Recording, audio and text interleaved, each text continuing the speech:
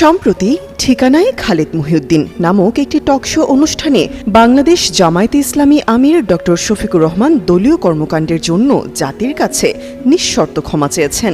তার এই বক্তব্য বাংলাদেশ রাজনৈতিক অঙ্গনে ব্যাপক আলোচনার জন্ম দিয়েছে।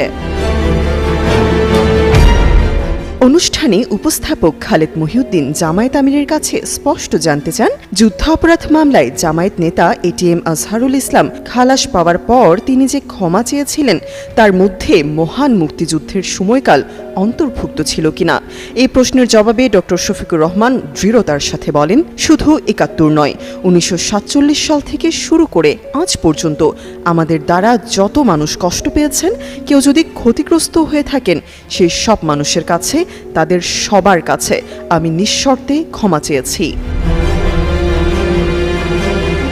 জামায়াত আমির তার বক্তব্যে উল্লেখ করেন, ব্যক্তি যেমন ভুল করতে পারে তেমনি মানুষের সমষ্টি এক দলেরও ভুল সিদ্ধান্ত থাকতে পারে। তিনি মনে করেন কোনটি ভুল আর কোনটি সঠিক তা ইতিহাসই নির্ধারণ করবে।